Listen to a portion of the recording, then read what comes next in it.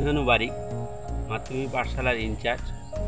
করঞ্জলি তান্ত্রিক এলাকায় আলিপাড়া গ্রামে মাধ্যমিক পাঠশালার মাধ্যমে শিক্ষার আলো পৌঁছে দেওয়ার লক্ষ্যেই আমরা এই পাঠশালা চালু করি।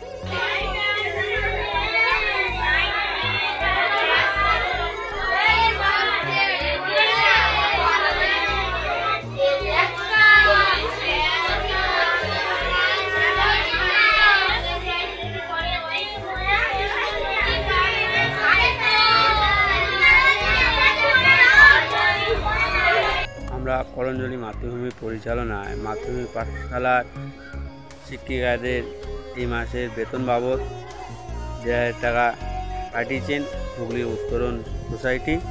আমরা মাধ্যমিক পাঠশালার পক্ষ থেকে কৃতজ্ঞতা জানাই।